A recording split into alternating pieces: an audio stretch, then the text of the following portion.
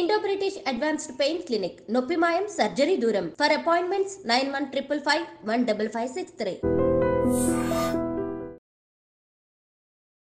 నమస్కారం, welcome to I dream. ధర్మ మార్గం విత్ విజిత కార్యక్రమానికి స్వాగతం.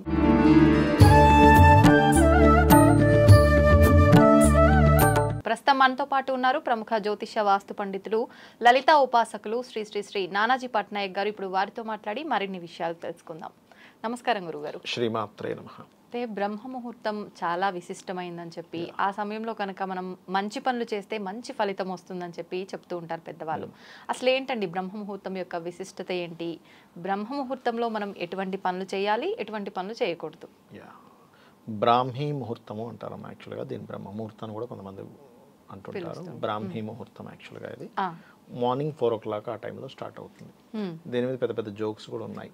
4 గంటలకు కోడి కూడా లేస్తుంది, ఏం బాగుపడుతుంది, చికెన్ వండుకొని తినేస్తాం కదా అంటూ ఉంటారు. కానీ నేనేమంటానంటే కరెక్టే, 4 గంటలకు కోడి కూడా లేస్తుంది, కానీ అది బాగుపడట్లేదు. కానీ కోడి ఏమైనా ఆలోచిస్తుందా? లేచి కుక్కరోకో అని అరుస్తుంది, పొయ్యి ఏదో తింటుంది, మళ్ళీ పడుకుంటుంది. కానీ బ్రాహ్మీ ముహూర్తంలో లేచిన వ్యక్తి ఫస్ట్ వాళ్ళు ఏ వర్క్లో ఏ ప్రొఫెషన్లో ఉంటారో దాని గురించి ఆలోచించగలగాలి, దాని గురించి వర్క్ చేయగలగాలి. ఒక్క ½ an hour మెడిటేషన్ చేసుకొని దాని తర్వాత అంతా వాటి గురించి మెడిటేషన్లో ఆలోచించగలిగితే వాళ్ళు నెంబర్ 1 అవుతారు. గుర్తుపెట్టుకోండి. ఇప్పుడు నేను ఉన్నాను అనుకోండి, నేను ఒక ఆస్ట్రాలజర్ వాస్తు పండితుడిగా రోజు పొద్దున్నే లేచి అనుష్ఠానం చేసుకోవాలి. పొద్దున్నే జపం, అమ్మవారితో ఏదో జపం చేసుకోవాలి, లేదా నా ఆస్ట్రాలజీ వాస్తుకి సంబంధించింది ఆలోచించాలి. ఓకే, ఇక్కడ మనం ఈ సబ్జెక్ట్ ఇక్కడ ఇలా అయింది, ఇక్కడ ఇలా అయింది, ఇక్కడ ఎందుకు ఫెయిల్ అయింది, ఇక్కడ ఎందుకు సక్సెస్ అయింది, వీళ్ళకి ఎందుకు సూపర్ సక్సెస్లు వస్తున్నాయి, ఈ కాంబినేషన్ ఉన్న వాళ్ళకి ఎందుకు వస్తుందని ఆలోచించాలి. అలాగే మీరు ఒక యాంకర్గా లేటెస్ట్ ఏంటి, మీరు ఎప్పటికప్పుడు అప్డేట్ అవుతుంటారు. వాటి గురించి ఎంత ఆలోచిస్తే అంత గొప్ప దీంట్లోకి వెళ్తారు. ఒక చదువుకునే వ్యక్తి ఉన్నాడు, చదువుకోవాలంటే ఏంటంటే ఒక బ్రాహ్మీ ముహూర్తంలో లేచిన వ్యక్తికి సంవత్సరం అంటే 4 o'clock లేచిన వ్యక్తికి 7 o'clockకి, కామన్గా అందరూ 7కి 8కి లేస్తుంటారు ఇళ్ళలో. 9, 10, 11, 12 గంటలు లేచిన వాళ్ళని కూడా నేను చూశాను. బట్ 7 తీసుకుంటే 3 hours మనకి రోజుకి మిగులుతుంది. 3 hours అంటే నెలకు వచ్చేసరికి 4 రోజులు ఎక్స్ట్రా ఉంటుంది మన చేతిలో. ఆల్మోస్ట్ 4 రోజులు ఎక్స్ట్రా అంటే సంవత్సరానికి వచ్చేసరికి దాదాపుగా 40+ రోజులు మన చేతుల్లో ఉంటాయి. అంటే 1 yearలో 40+ days మన చేతుల్లో ఉంటే మనం ఎంత సాధించవచ్చు? ఒక నెల ఎక్కువగా, అంతే కదా.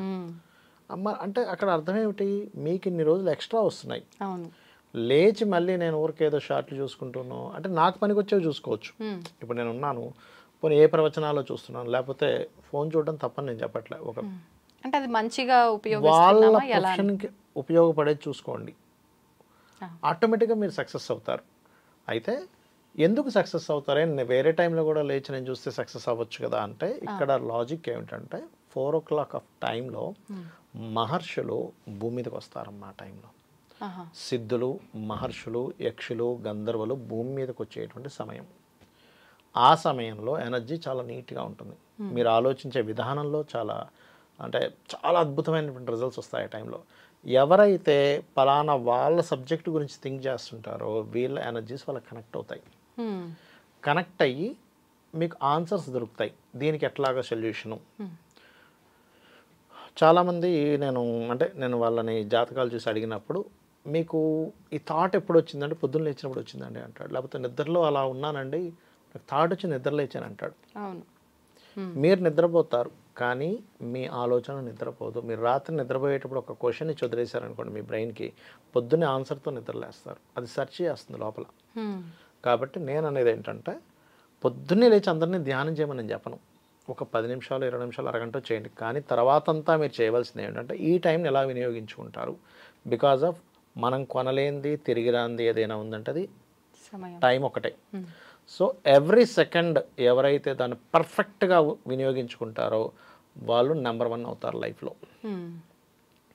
అయితే ఇక్కడ ఇంకొక విషయాన్ని నేను ప్రస్తావించి మిగతా విషయాలు వద్దాం. బ్రహ్మముహూర్తం విషయంలో ఈ నెంబర్ 1 అయ్యే విషయంలో మనం ఎంతసేపు కూడా డబ్బులు సంపాదించాలి, ప్రేయర్ సంపాదించాలని దాని వెనకాతల పడి కూడా తప్పు చేస్తున్నాం. ఫ్యామిలీని, రిలేషన్స్ని పట్టించుకోవట్లేదు. వీటిని పట్టించుకుంటూ నెంబర్ 1 అవ్వగలగాలి. డబ్బులు డబ్బులు డబ్బులు ఫైన్, డబ్బులు ఉండాలి. శాస్త్రం కూడా కోట్లు సంపాదించమని చెప్పింది, కాకపోతే ధర్మబద్ధంగా సంపాదించమని చెప్పింది. కానీ విత్ ఫ్యామిలీ ఏంటి, నీ భార్య ఏంటి, నీ భర్త ఏంటి, నీ పిల్లలు ఏంటి, రెస్పాన్సిబిలిటీస్ కూడా పర్ఫెక్ట్గా ప్లాన్ చేసుకొని టైం తీసుకొని చేయాలి. అప్పుడే మీ విజయం నిజంగా సంపూర్ణమైనట్టు. ఇవేవి పట్టించుకోకుండా మీకు ఒక 60 ఏళ్ళు వచ్చి వెనక్కి తిరిగి చూసేసరికి ఎందుకు పెళ్లి చేసుకున్నాను, నన్ను మొన్న ఏఆర్ రెహమాన్ భార్య ఎందుకు వదిలేసిందమ్మా, 30 ఇయర్స్ అయింది మ్యారేజ్ అయ్యి, ఎప్పుడూ ఉరుకులు పరుగులే పెడుతున్నాడండి. అసలు కొన్ని రోజులైనా కొన్ని రోజుల తర్వాత ఫ్రీ అవుతాడు, కొన్ని రోజుల తర్వాత ఫ్రీ అవుతాడు అనుకున్నా ఏం లాభం. పేరు ఏఆర్ రెహమాన్ భార్యని, కానీ నాకు ఒక్క సొసైటీకి నేను భార్యని తెలుసు కానీ నేనేం అనుభవించాను అనేటువంటి ఫీల్ ఉంటుంది కదా అమ్మాయి. అందుకని అంటే ఏంటంటే మీరు ధనము పేరు సంపాదనతో పాటు ఫ్యామిలీకి కూడా మీరు ఏం చేస్తున్నారనే దాని గురించి మీరు కనుక ఒక నోటు తయారు చేసుకోకపోతే ఇంత పేరు ఇంత సంపాదించి కూడా వేస్ట్ అంటా నేను. కరెక్ట్. రిలేషన్స్, ఎథిక్స్ ఇవి కూడా సంపాదించగలగాలి. ఇవి చాలా ముఖ్యమైనటువంటివి. అయితే బ్రహ్మ ముహూర్తంలో ఇప్పుడు పర్టికులర్గా దేవతా శక్తి పెంచుకోవడానికి కూడా చాలా అద్భుతమైన సమయం అది. నేను రీసెర్చ్ చేశాను కదా, న్యాచురల్గా చీకటి అంటే 6 తర్వాత అమ్మవారి జపం చేసేది, 6 ముందు అంటే ఎర్లీ మార్నింగ్ సూర్యోదయానికి ముందు చేసే జపంలో ఎక్కువ ఫలితం ఉంటుంది. కాస్మిక్ ఎనర్జీ ఏదైతే ఉందో అది ఫ్రీగా ఫ్లో అవుతూ ఉంటుంది. మనం మెడిటేషన్ చేసేటప్పుడు పైనుంచి వచ్చే కాస్మిక్ ఎనర్జీ దీనికి టచ్ మన లోపల ఫ్లో బాగా అవుతుంది. ఎవరైతే ఉదయాన్నే నిద్ర లేచి ప్రాణాయామం చేస్తారో ఏ లలిత సహస్రనామాల్లో విష్ణు సహస్రనామాల్లో పెట్టుకొని వాళ్ళకి ఎట్టి పరిస్థితుల్లో హెల్త్ ఇష్యూస్ రావు. మీరు కనుక ఎవరికైనా హెల్త్ ఇష్యూ ఉంది జన్మజాతకంలో మనకు మామూలుగా 146, 1468 కాంబినేషన్స్ ఉన్నప్పుడు వాళ్ళకి హెల్త్ రిలేటెడ్గా ప్రాబ్లమ్స్ వస్తుంటాయి. అలాంటి వాళ్ళు కనుక ముందుగానే డాక్టర్ గారు చెప్పారనుకోండి, ఏమంటే మీకు ఫ్యూచర్లో చూసుకోవాలి చాలా ఇబ్బంది అయిందని, చక్కగా లలిత సహస్రనామాలు పెట్టుకొని పొద్దునే లేచి స్నానం చేసేసుకొని లలిత సహస్రనామాలు పెట్టుకొని ఇట్లా అంటే ఇప్పుడు ఒక్కొక్క శ్లోకం ఉంటుంది. శ్రీమాత శ్రీ మహారాజ్ని శ్రీమత్ సింహాసనేశ్వరి ఒక ఇది పీల్చుకోండి, బ్లాక్ చేయండి. చిదగ్నికుండ సంభూత దేవకార్య సముద్యత ఉద్యద్భాను సహస్రావ చతుర్బాహు సమన్విత, రెండిటికి మూసేశారు. మళ్ళీ వదిలేటప్పుడు 3 అయిపోయింది. మళ్ళీ తీసుకున్నప్పుడు 1 అంటే 1, 2 బ్లాక్ 3. ఇది కనుక మీరు చేయగలిగితే మీరు అది అయిపోయిన కొన్ని రోజులకి అంటే ఇలా రోజు చేస్తూ ఉంటారు కదా, స్టార్టింగ్లో అన్నీ చేయలేరు, మొత్తం 183 శ్లోకాస్ చేయలేరు. ఫస్ట్లో ఒక 20, 30, 50 అంతవరకే సహకరిస్తుంటుంది. దాని తర్వాత అలవాటు అయిన తర్వాత మీరే చెప్తారు చాలా స్పష్టంగా ఎటువంటి మార్పులు వస్తాయంటే థింకింగ్ లెవెల్స్లో చాలా మార్పు వస్తుంది. ఒక విషయాన్ని హ్యాండిల్ చేసే విధానంలో చాలా మార్పు వస్తుంది. ఉదయాన్నే నిద్రలేచి ఎవరైతే మెడిటేషన్ చేస్తారో వాళ్ళ ప్రొఫెషన్ గురించి ఎవరైతే బాగా ఆలోచిస్తారో మనుషుల యొక్క తత్వాల గురించి బాగా ఆలోచిస్తారో వాళ్ళకి ఏంటి కలిగేది అంటే థింకింగ్, అందులో పాజిటివ్ థింకింగ్, నెగిటివ్ని నెగిటివ్గా చూడరు. ఎక్కువ మెడిటేషన్ చేస్తే ఏమవుద్దంటే ఒక వ్యక్తి అరుస్తున్నాడు అనుకోండి, ఓహో ఈ వ్యక్తికి అరవడం మాత్రమే తెలిసిందనమాట అనుకుంటాడు అంతే. అంటే అతను రియాక్ట్ అవ్వరు, ఆ సిచ్యువేషన్ అర్థం చేసుకుని ఉంటారు అంతే. ఇప్పుడు చిన్నపిల్లలు ఉన్నారమ్మా, చిన్నపిల్లలు ఏదో పిచ్చి గీతలు గీసి మనకు పేపర్ చూపిస్తారు, అబ్బా బాగుందా అంటాం. వాడి పాయింట్ ఆఫ్ వ్యూలో ఏంటి అదొక అద్భుతమైన బొమ్మ, అంతేగాని ఏంటి బొమ్మ ఇట్లా గీస్తామను మనమేం అనం. ఎందుకు వాడి మైండ్ సెట్ అంతే ఎదిగింది, చిన్నపిల్లలు అది బొమ్మలాగే కనిపిస్తుందని. అలాగే ప్రతి ఒక్కరు ఓహో ఓకే ఇతని మైండ్ సెట్ ఇంతవరకు ఎదిగింది అనమాట అని అనుకుంటాం అంతే. అట్లా తయారవుతుంది మన మైండ్. ప్రకృతిని యాజ్ ఇట్ ఈస్గా యాక్సెప్ట్ చేస్తాం. ఇవి బాగా డెవలప్ అవుతాయి. రోజు ఉదయాన్నే లేచి మీరు మెడిటేషన్ చేసినప్పుడు ఏమవుతుందంటే మీరు ఏదైతే సంకల్పం అనుకుంటారో సంకల్ప సిద్ధి వస్తుంది. అంటే మీరు ఏదైతే అనుకుంటారో అవతల వాళ్ళు మీకు ఆ పని కోసం చేసి పెడతారు. ఇప్పుడు ఉదాహరణకి రేపు సినిమా రిలీజ్ అవుతుంది, పుష్ప రిలీజ్ అవుతుంది అనుకుందాం. రిలీజ్ అయ్యేటప్పుడు అబ్బా రేపు సినిమాకి వెళ్తే బాగున్నాను అని అనుకోగానే ఎవడో ఫ్రెండ్ ఫోన్ చేస్తాడు, అరే నేను 2 టికెట్స్ తీసుకున్నా మా అన్నయ్య వస్తాడని రావట్లేదు నువ్వు వస్తావా అంటాడు. నేను ఇట్లాంటివి చాలా చూసా. సంకల్పం అనుకోగానే పని జరుగుతుంటుంది. బట్ దీనికి ఏం చేయాలంటే మెడిటేషన్ అంటే కేవలం ఏదో కూర్చొని ఒక మంత్రం చదివడం అని కాదు, ప్రకృతి ఆరాధన అంటారు. అంటే ప్రతిదాన్ని యాక్సెప్ట్ చేయాలి. ఇప్పుడు ఒక విషయం మనం ఇక్కడికి వచ్చాం, ఇప్పుడు షూటింగ్ వచ్చాం, సంథింగ్ ఏదో వేరే వాటి వల్ల కొంత లేట్ అయింది, ఓకే ఫైన్ లేట్ అయింది, ఇప్పుడు నేను ఏం చేసుకోవాలి, పని చేసుకోవాలి. అంతేగాని ఇట్లా లేట్ అవుతుందా, వీళ్ళు ఎప్పుడు కరెక్ట్గానే పెడతారు, ఈరోజు ఎందుకు లేట్ పెట్టారు, అట్లా నేను అనుకోవడానికి లేదంట. ఎందుకంటే అన్నీ మన చేతుల్లో ఉండవు. ఇప్పుడు చాలామంది డ్రైవ్ చేస్తూ కూడా ఏం చేస్తారు, అబ్బా వీడు ఇట్లా వచ్చాడు వాడు అట్లా వచ్చాడు కంప్లైంట్ చేస్తూనే డ్రైవ్ చేస్తాడు. నువ్వు ఎందుకు కంప్లైంట్ చేస్తూ డ్రైవ్ చేస్తావు? ఫస్ట్ నువ్వు యాక్సెప్ట్ చెయ్యి. ట్రాఫిక్ ఇలాగే ఉంటుంది, రోడ్డు ఇంతే ఉంది, సిటీలో జనాలు పెరిగాడు, వీళ్ళు ఇట్లాగే పోవాలి. అంతేగాని నువ్వు చిరాకు పడుతూ, కోప్పడుతూ, వెక్స్ అయిపోతూ, కంగారు పడుతూ వెళ్తే ఏమీ మారదు, అక్కడ సిచ్యువేషన్స్ ఏమీ మారు. ఇంటికి వెళ్ళేది 6 గంట గంట అట్లాగే వెళ్తావు.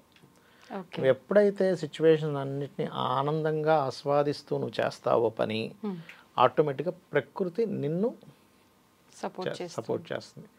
సో అయితే ఇందులో చాలామందికి చాలా ప్రాబ్లమ్స్ ఉన్నాయి. ఉదాహరణకి ఎక్కువగా ఇప్పుడు అవుతున్న ప్రాబ్లం ఏంటంటే అప్పుల బాధలు. అవునండి. లేచి ఉదయాన్నే లేచి బ్రాహ్మీ ముహూర్తంలో లేచి ఒక అపర్ణాయే నమః మంత్రం చేయండి, అవకాశాలు మీకు పెరుగుతాయి డబ్బులు రావడానికి.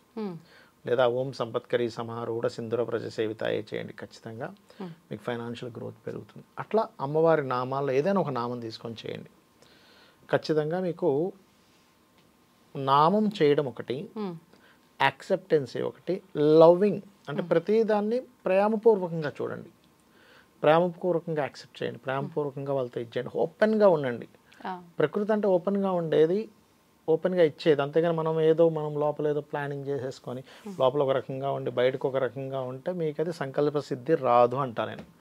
సంకల్ప సిద్ధి రావాలంటే మీరు ఓపెన్గా ఉంటే సంకల్ప సిద్ధి వస్తుంది.